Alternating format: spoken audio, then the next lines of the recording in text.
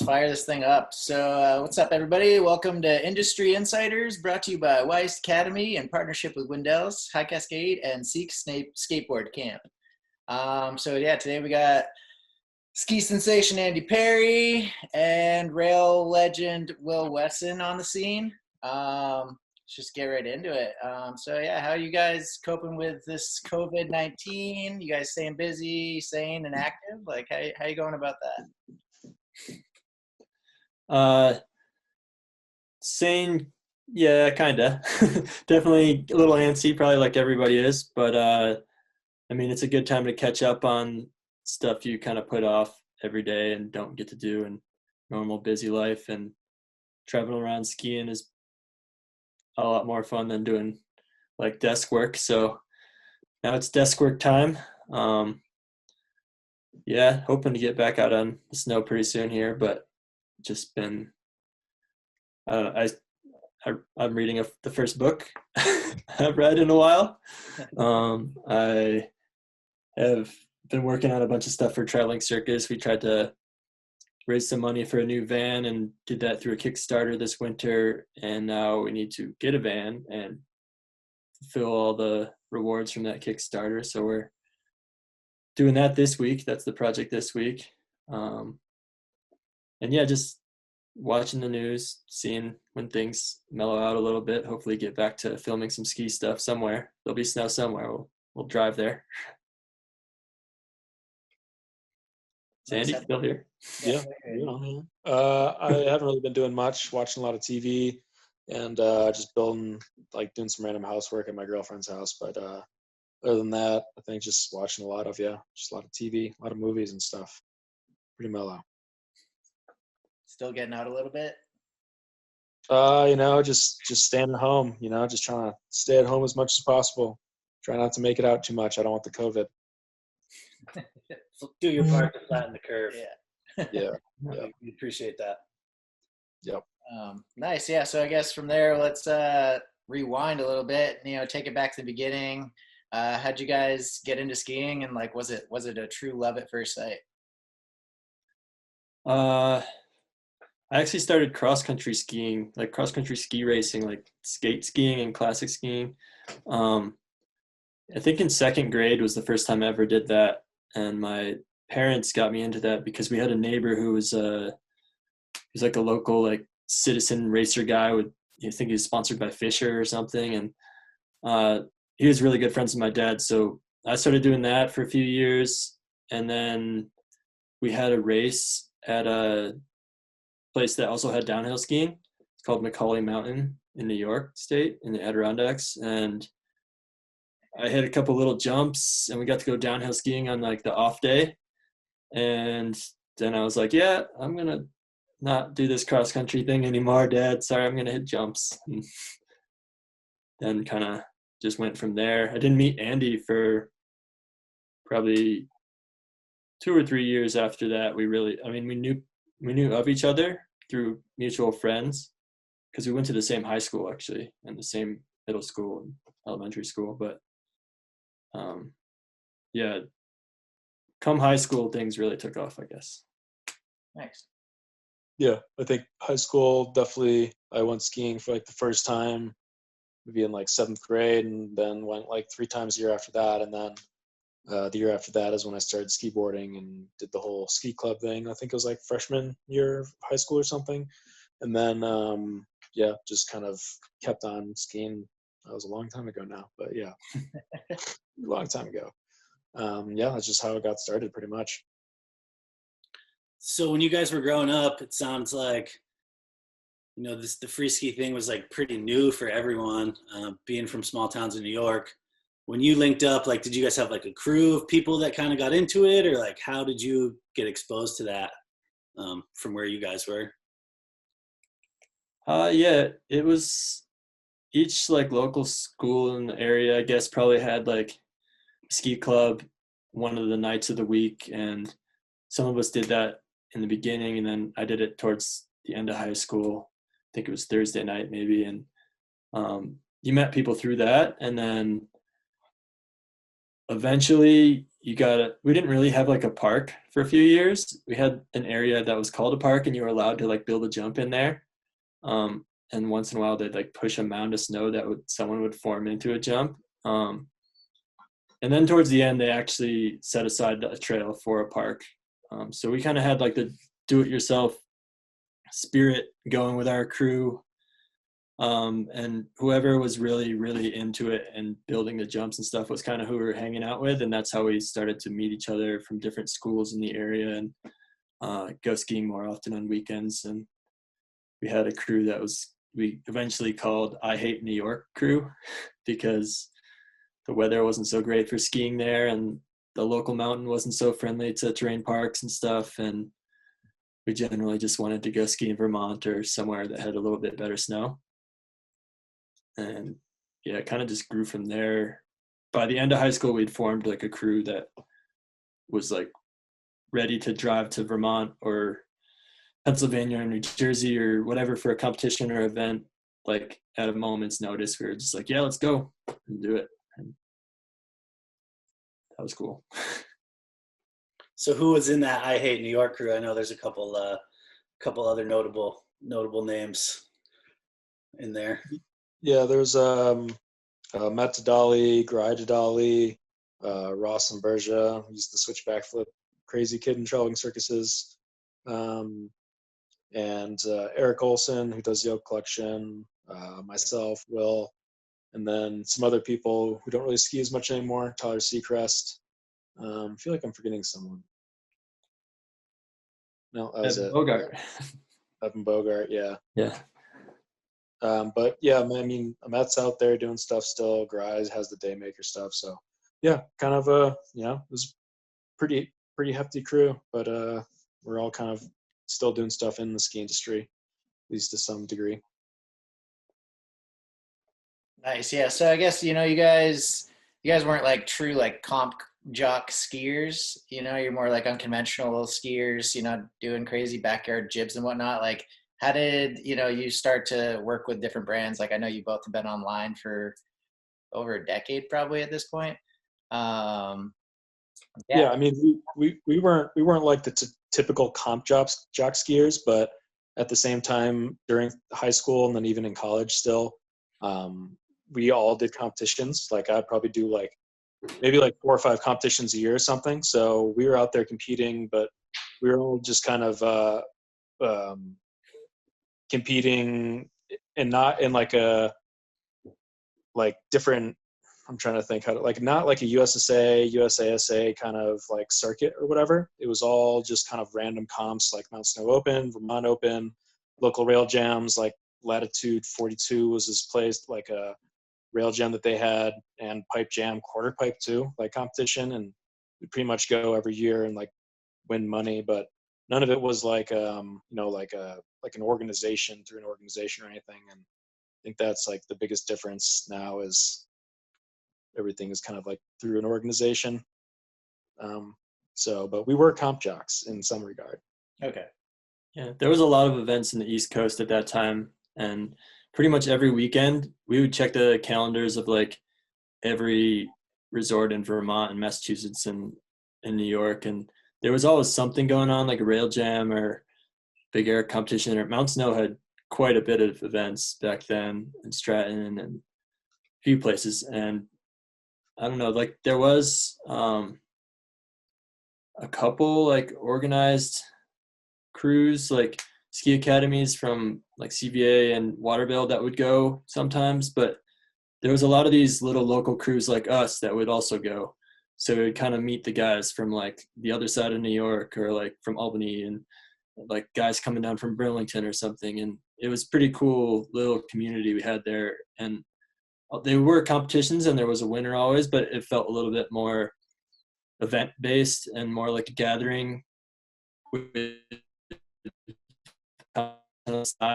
like I feel like some of the competitions now are a bit more structured, and you have your points and you can see who's doing well that year and stuff. This was kind of like show up and have a big session and somebody gets hyped because they won something or whatever. And yeah, that was a pretty cool time to be in the East Coast for sure. There's still small events like that, but I feel like Andy said they're a bit more structured and sometimes are part of a bigger tour or something like that.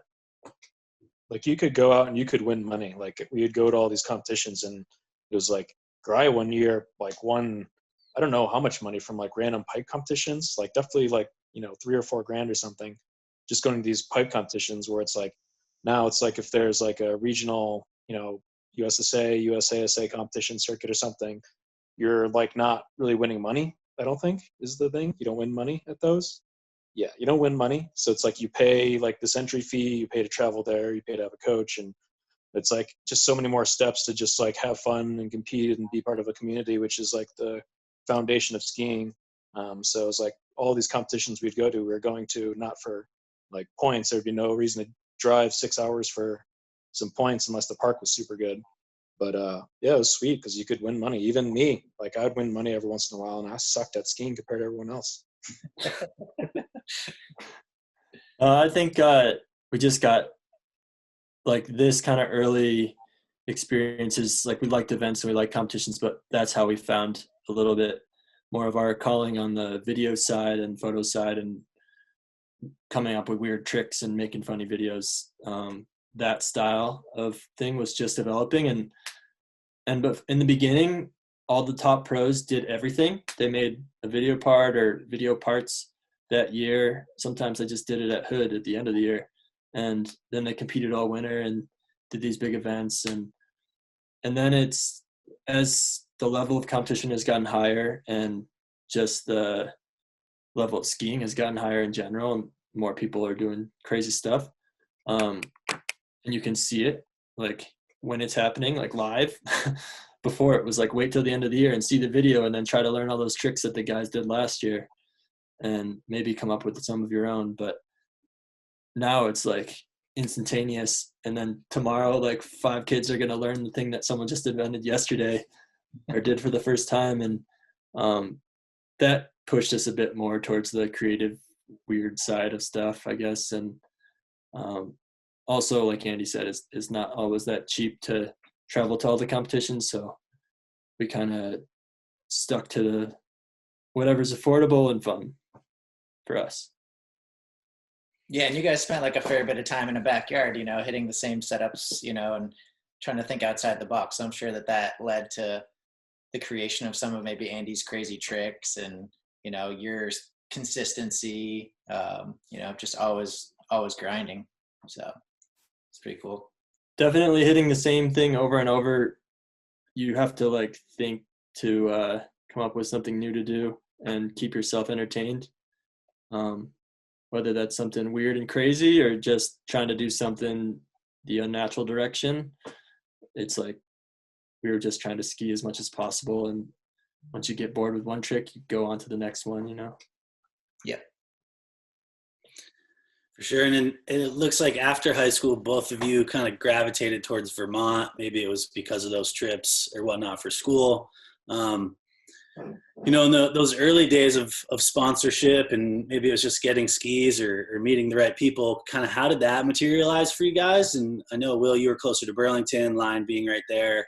You know, how did you kind of start that relationship? And Andy, it was probably a little different for you. You were kind of in the Killington area, but, you know, where did that all start, and how did you kind of get your foot in the door there? Actually, my freshman year of college at University of Vermont in Burlington, I made good friends with my buddy Ram, and he happened to be a senior that year and was also the intern at Line at the time. And they were developing the Line Invader ski. It's got like a kind of a checkerboard pattern or like black and white chessboard looking pattern, and I think pink bases or something. It was the first time they made a ski that was pretty soft and had the butter zone, and that was the big selling point of it. So they needed to make a promotional video of that ski, and that was his project as an intern.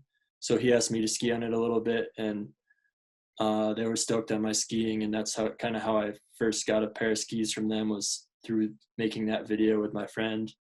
And then the next few years after that, got more involved with them, and also was like, hey, I know a bunch of really good skiers. You should give them skis too. And like, that's kind of how our whole crew got a little bit involved with Line more than other sponsors.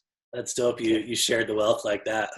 Well, it was also like, I can't speak for all of us, but it was definitely my like favorite company that I related to the most growing up, and like was just pretty much studying videos of Eric Pollard and Mike Nick and their whole team, Mike Wilson and crazy guys like that. And so it was definitely like dream come true scenario where you like get sponsored by the company that you've always wanted to be part of, you know. I pretty much got hooked up because Will hooked up maybe Eric, or the Meatheads hooked up Eric Olson with some skis, and they somehow, Jay was just like, oh, you know someone that wants skis? Like, here's a pair of Invaders, I think, that were mounted like 4 different times and just drilled like Swiss skis. And it was like, sweet, free skis. And that was like the first pair of skis and how I started kind of doing stuff with Line. But yeah, it was pretty much through like Meatheads, Will and Eric, and yeah. But that was a long time ago. Also, I think just the fact that we were good friends with our buddy Shane McFalls, who ended up doing the traveling circus later on.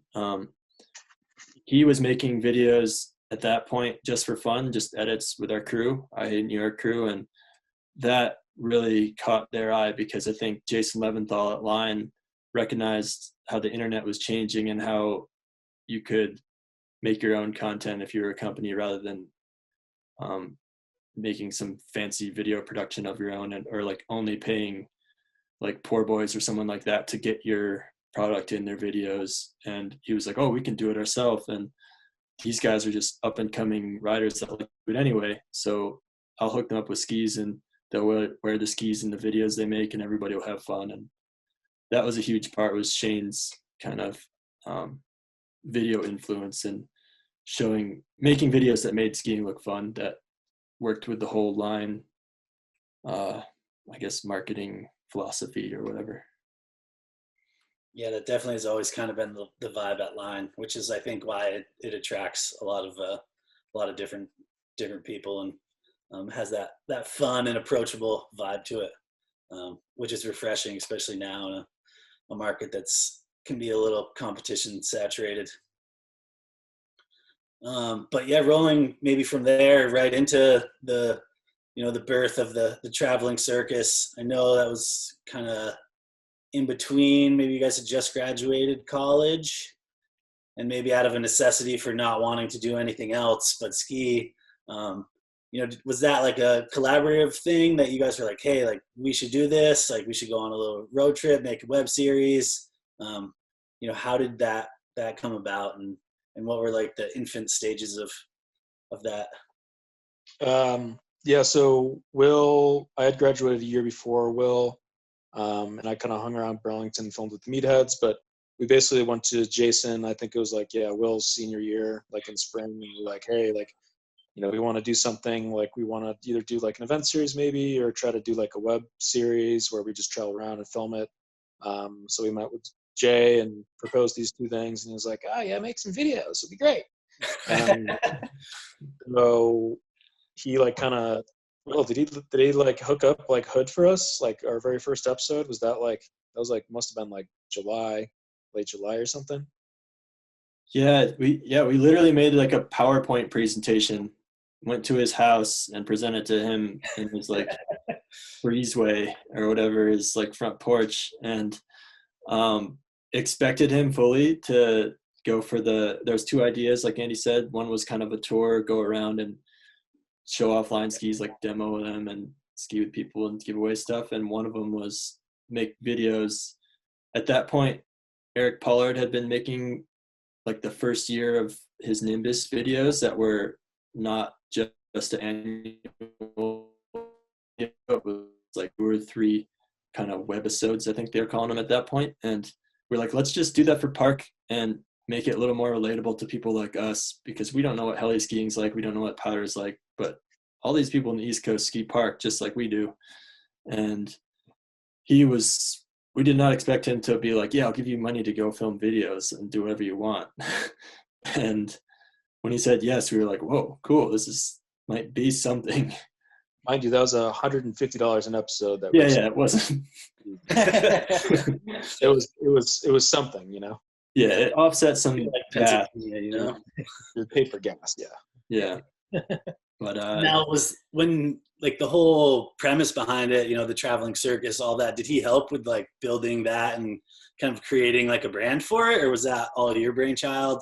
Was that something that you knew that you wanted to do from the beginning, or was it kind of like take shape over time, and as it grew it started to kind of take on a life of its own? Or I think that Shane had a big influence in it. He filmed the first episode, and it's like kind of like I think set the tone for what we'd kind of like use. I don't remember who did the original graphics, but I feel like Shane kind of like set the standard with the very first episode, and we kind of rolled off that just because it was easy and simple. And Jason, he was like, I want one thing. I want like a song or something or like whatever, kind of like, you know, a sitcom like Seinfeld, you know, like, you know, it'd be like like you have like an intro and then you have like weird little do like things. Shane like kind of incorporated that, and it ended up working out, I think, pretty well. Yeah, with like Jason definitely had a positive impact on forming a structure that was consistent and being like, you guys have to put this out every so often, and here are your dates, because it has to be like a show that people remember, because everybody was making edits at that point, but nobody was really making a consistent thing you could rely on watching next month or next couple weeks or something from now. And him adding in like the elevator music and like the stuff, like Andy said, kind of like Seinfeld, just like things to keep it somewhat consistent, but every time it's a different story, different plot. In addition to the ski action, that was like a big, like I remember talking to Jason on the phone and whatnot, and having Shane be around and being like, oh yeah, that does kind of make sense. And Shane would translate it to like a relatable way for a younger audience like us. And we were just kind of like, oh, whatever, as long as we get together and make ski edits, like we're stoked on that. And so definitely give Jason credit and Shane credit for making that more of like developing the traveling circus brand, or whatever the theme of this is what you can expect when you push play on an episode, you know, that kind of thing. and what, you guys are in your 12th season now, 10th, 11th? 13 seasons. So I mean, it's got some longevity to it, and that's insane. I have no idea how we got this far. And I feel like in those middle seasons too, maybe that was like a majority of your season. You guys like really had focused on those quite a bit, especially on some of those like, you know, 5, 6, 7, when it was like really had a lot of, not that it doesn't anymore, but like was really gaining like a lot of momentum in the ski industry. Well, and like maybe you were going on bigger trips and stuff like that. It's prior to Instagram. Instagram kind of ruined everything. YouTube was great, Facebook was okay, but Instagram is kind of ruined everything for like the sitting down watching something. But we still actually get like a considerable amount of views like in the first 48 hours on episodes, which is like surprising, especially because like a lot of media is just being consumed just like on Instagram or TikTok, short 15-second, 45-second things. Like, you know, surprised that the attention span is still there for, I mean, myself included. If something's like 5 minutes long, I'm just like, oh, do I really want to dedicate my time to this? Like, yeah, I think there've been like waves of the different social medias and like platforms as they came out. Like we were lucky enough to kind of start this just towards the beginning of YouTube and Vimeo, and then all the different ski websites eventually had their own players, like Sapix, the French one, or like New Schoolers, obviously, and a few other ones. And at one point, I think Shane had to post the episode in like 5 or 6 or 7 different players just to like try to reach everybody.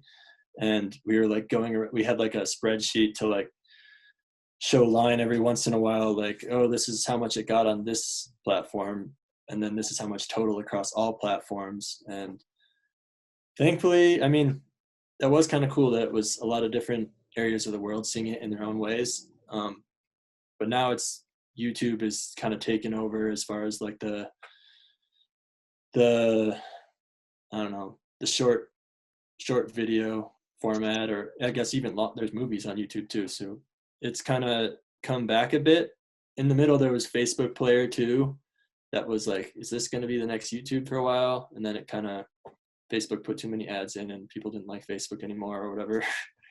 And yeah, now Instagram, and they got Instagram TV. There's like TikTok. There's so many different things. And it's definitely been a challenge to stick to our kind of, not formula, but stick to what we want to see in a video, and like making that and putting that out to people and hoping people still like it, even as attention spans change and platforms change. And I think Instagram has finally leveled out a little bit and reached like, okay, this is what you expect from Instagram. You're never going to really watch super long edit on Instagram. You're probably going to go to YouTube for that style. And TikTok's like the ultimate short thing, you know, like, I don't know. I don't know. So many different ways to watch stuff. I don't know if I want to know. Yeah. Yeah, it's crazy. It's changing every day. We do have a question here. This is a quick one for you, Will, from Sammy Ortlieb. Why is your hood always up? Little side note. Good question. I don't know. I just started doing it, and then like once you get used to something, like some people always wear a face mask when they ski, or they always wear like long johns when they ski under the snow pants, and they like can't do it without it, no matter if it's warm or cold or whatever. It's kind of like how my hood feels. It's just kind of, my neck gets cold if I don't wear it now. And sometimes if it's like super hot outside, for sure, I don't always wear it. But that's, it just kind of got used to it, I guess. Fair enough. Yeah, so I mean, this one's kind of for you, Will. How did you like start working with Level 1 and like putting out like these crazy rail edits? Like how did that transition happen? I mean, you've always been making these videos with Line and Andy and whatnot, but like, did they approach you? Like, how did that go? And like, what's kind of that experience like? Originally got the chance to film with Level 1 because Friedel Cody and Amit Dadali kind of hyped me up a little bit to Josh Berman and to the rest of Level 1 guys that were working with them then. That was at the very end of university, so right before Traveling Circus started. I think the first year that I filmed with Level 1 was my senior year. So we would have been putting together our Traveling Circus PowerPoint around the time I was just getting to film with Level 1. And also thanks to Jason Leventhal for paying for my plane ticket to Denver, which at that point in time, it was kind of crazy to like, at least to me, as like kind of inexperienced free skier, just to travel somewhere to ski, like other than just drive the car like 5 hours or something, go to Vermont from New York. It was like, oh, I'm getting on a plane to ski. Like that's a big deal. It's like a lot of money and stuff. And it is kind of crazy to think about it. But at that time, it was especially crazy to me. And luckily, Leventhal saw the value in getting me a chance to get in the level one like limelight, and they were stoked on how I skied. And thanks to Friedel and Amit for really pushing for that opportunity to come true, and kind of just went from there. Like the first trip went really well, and then I went out again. This is the year of Turbo is the movie that it's in, and I went out again to Salt Lake for another week, I think, and that was my like half segment that year was with Amit, and I think it was like a week in Denver and a week in Salt Lake, and they just kept going. Yeah, and that opened the doors to you later down the road to to do your real ski in 2016. Yeah, for sure. Yeah, what was that like for those that would like to hear a little bit more about like kind of having to make an edit in such a short period of time, the pressure of that, like wanting it to like hold weight for years to come? That was definitely like a huge honor when it first happened. I always watched the snowboard ones, and I think they had like at least 3 or 4 years of snowboard, real snow, before they included skiing. And I was like, oh, is there ever going to be a skiing one? Like, there's a lot of good street skiers, but I don't know if there's as many as there's snowboarders. There's such a big pool to choose from in snowboarding for that. So I never really expected them to actually do it. And then we were filming a traveling circus at Brighton early season, skiing on a lot of wood rails and doing sketchy stuff. And I got like an email when I got home that night and was like, oh, you want to do real ski? Like, it's starting like now. You can start as soon as you want. And it was like, what? like at that point I was almost planning like a few early season trips, and thankfully I hadn't really booked any plane ticket or made any set plan. So I was flexible enough to say yes. And obviously I was going to say yes because it was like the first time they ever did that. But definitely was pretty stressful going from 0 to 100. Like, I think it was December 5th was the first day that I started, and it was supposed to be due on January 15th that year. So it was even shorter than they do it now. I think now it's almost a month longer than that. But either way, it's a stressful thing to have a due date on something you normally would have the entire season to, and you kind of wouldn't really push yourself in certain situations, like to get a trick or to do something dangerous. You'd be like, well, I'll just do that later in the season when I'm skiing better. But now it's like, this is going to be done pretty soon. I got to do it now. And this has got to be like, this is X Games. This is big. I got to do something crazy. So it was good and bad in that it pushes you to do stuff you've never done.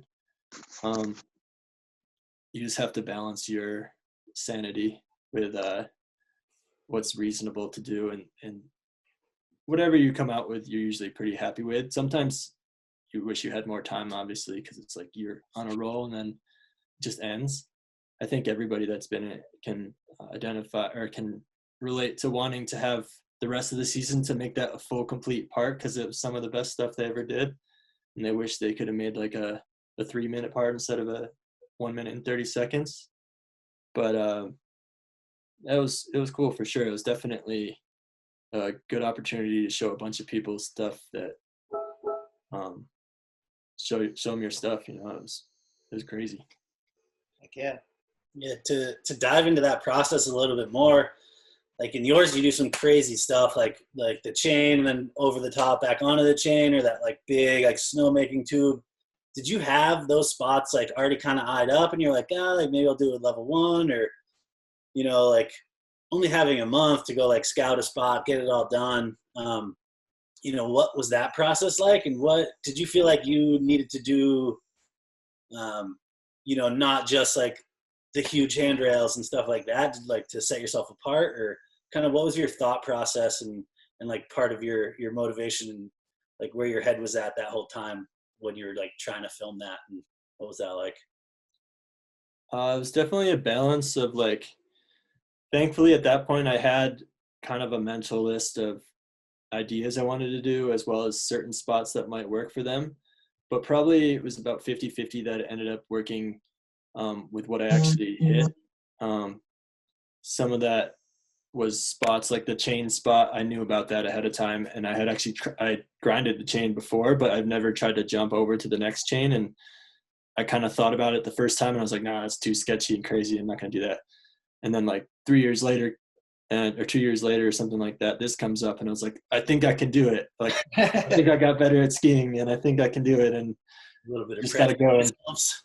go and try and like hope there's snow there and stuff. And so there was for sure some pre-planned spots, but then there was, like you said, you kind of have to scope a lot, and you can't really pick where it's going to snow that early in the season in December, because it's like hit or miss.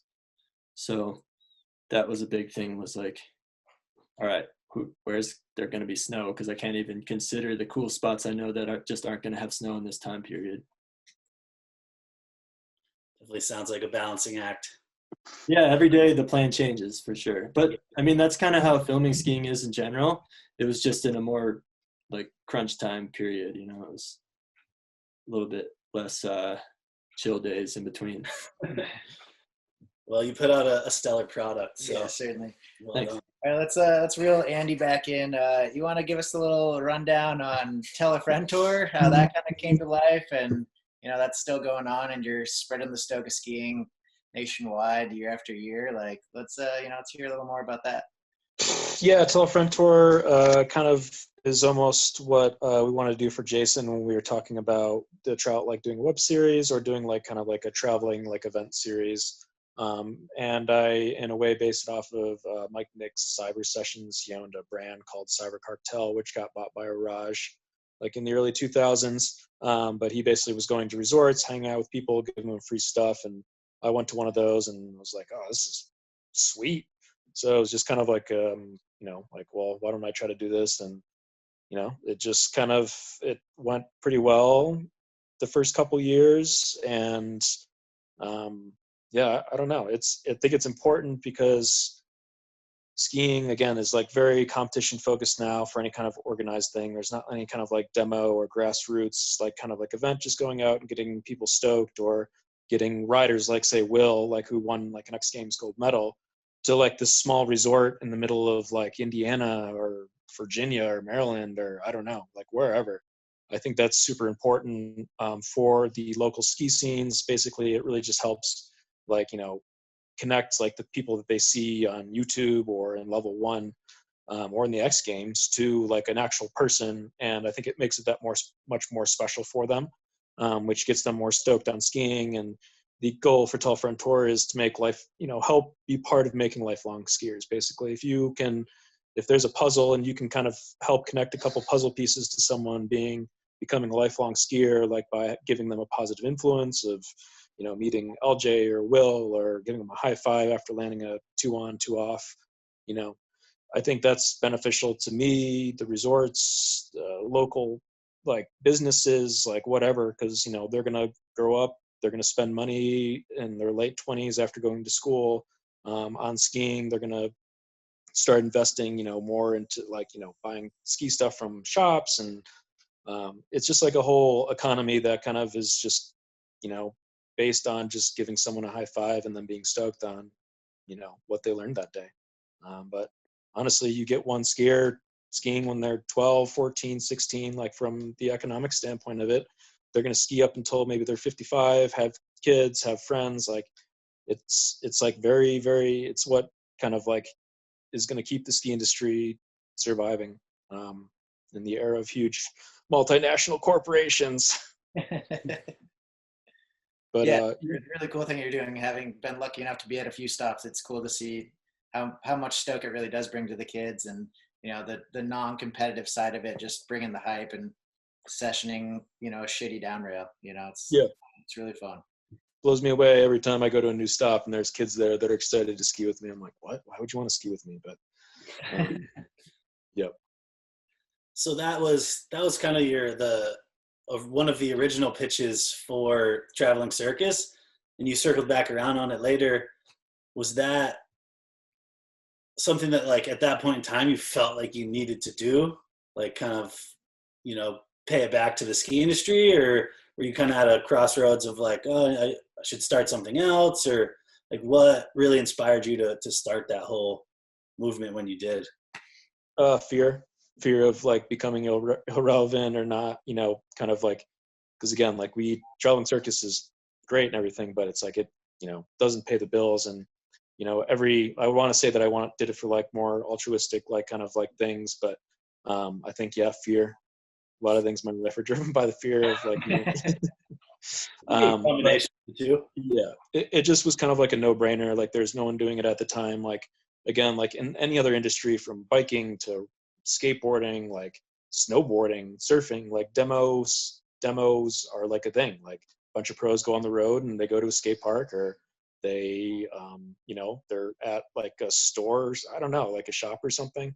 Like it's like something that happens in every other sport, and at the time there wasn't anything really happening. So it's kind of like, this is an opportune time. Like Line gave me like $1,000 and like the use of the van, and I was like, all right, let's do it. And since then, it's I'm at, I think I did like 24 or 27 stops or something this year, with like involving like a dozen different branded riders and it's kind of grown pretty big. I mean, Wendell sponsors it. I drive around in your van all winter. Like, it gets kids stoked. It's it's a cool thing to be part of in the world of competitions and spending more money on things you don't really need to have fun. And I just want to make sure kids can just have fun and keep skiing. Definitely a valuable thing, and giving back to what gave you so much, and all of us really. So yeah, those types of things, I feel like it's a no-brainer, and maybe other people will jump on, but for now, thanks for keeping that dream alive and paying it back. Yeah. So, I mean, I think we're kind of at the point where we'll just go through a handful of these questions. If you do have any other questions out there, now's the time to get them out. What do we got here? We got Xavier Castillo is wondering if there's a plan to start remaking the traveling circus skis. I don't think there is at this point, but definitely message Line Skis and say that they should do that, because I think it'd be pretty cool to bring them back, and they were a pretty big hit when they first came out. I think with the new van, we'll probably get a new van graphic for next season. That would also make sense to come out with a ski, I guess, like it did before. Yeah, I would like a traveling circus blend.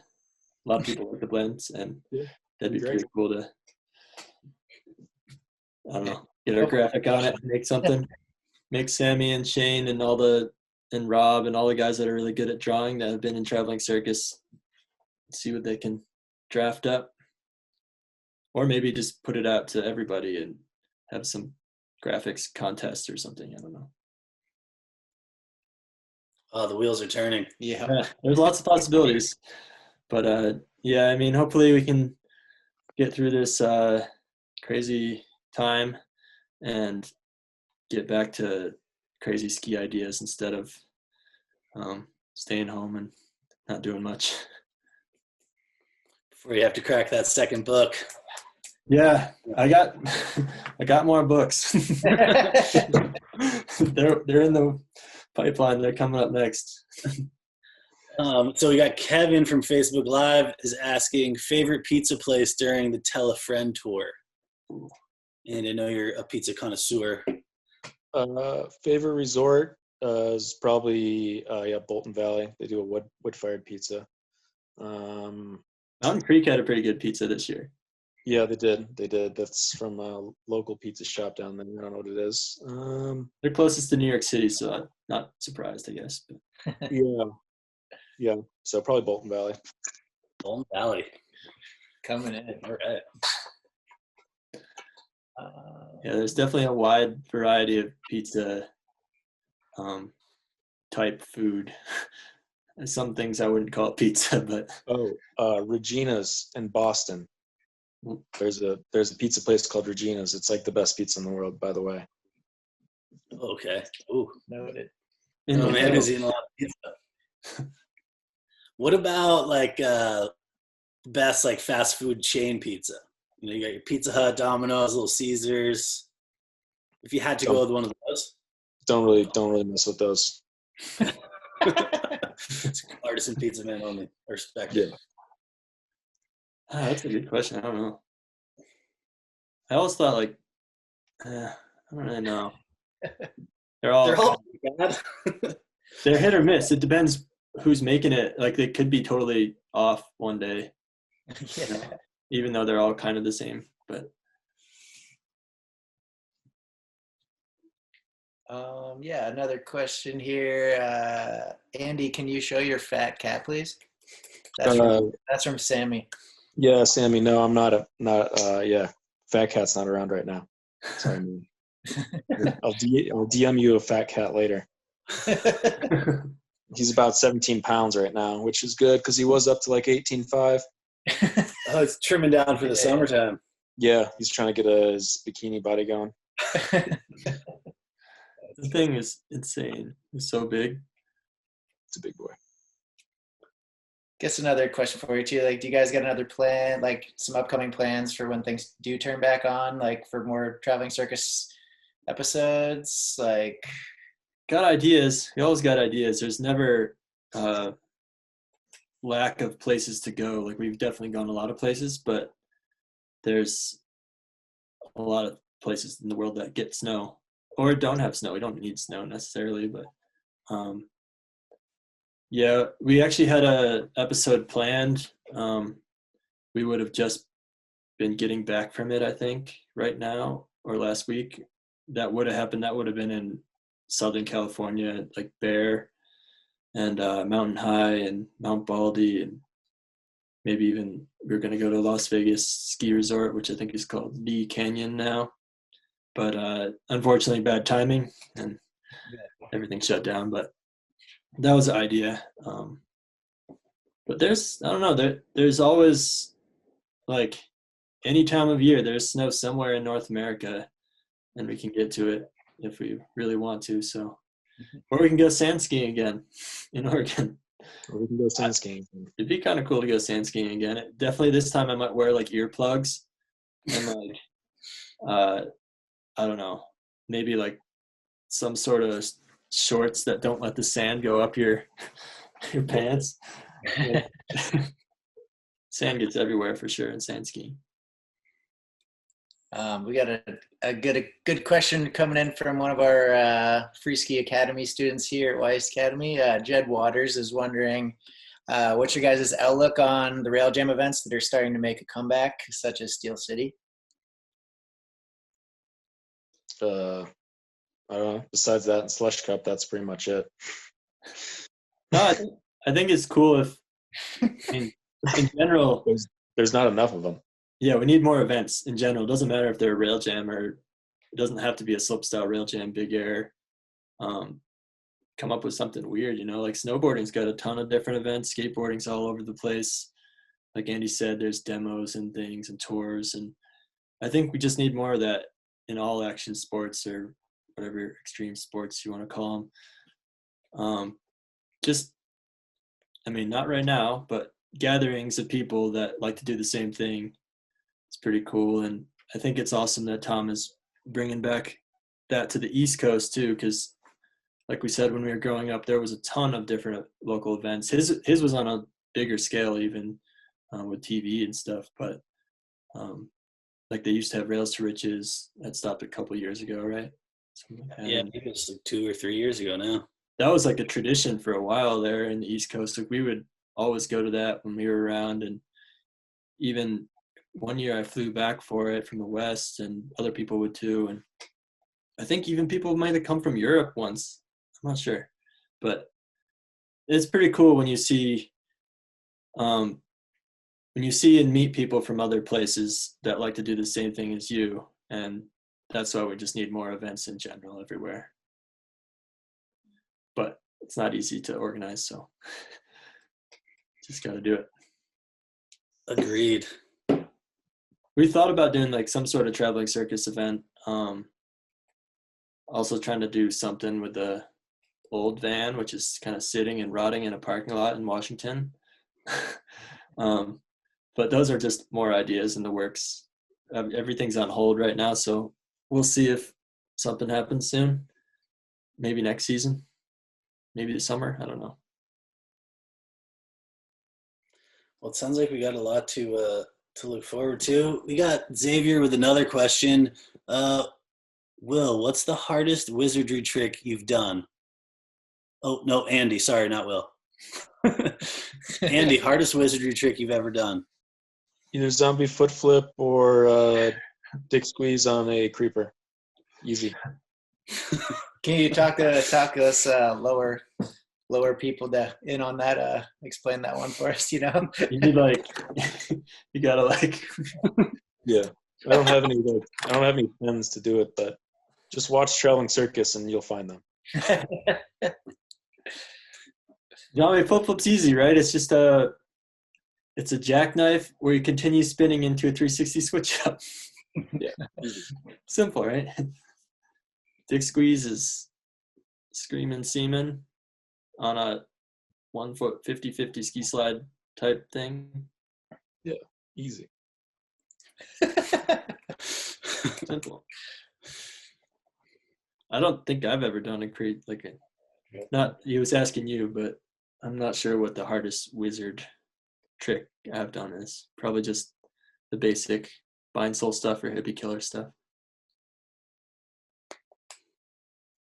Sweet. Well, it looks like we're coming up on an hour here, so I don't know if you guys have any final words, but thank you for joining us and shedding some light on all those things. We really appreciate it, and I know the kids on Facebook Live are stoked, and the ones that made it in here are also stoked. So thanks for taking some time out of your day and joining us for this. And yeah, if you have any parting words, we'd love to hear them. Yeah, I got some words. Live in your car, kids. Do it. Do it before or after college. Get a degree in computer science so you can work from anywhere. And try to avoid jobs in the ski industry if you want to make money.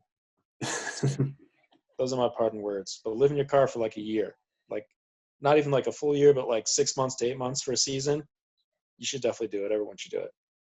Just saying. Yeah, I've been watching van life videos all day on YouTube these days.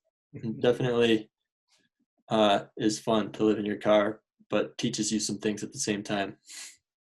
Yep. It's not easy, but it's fun.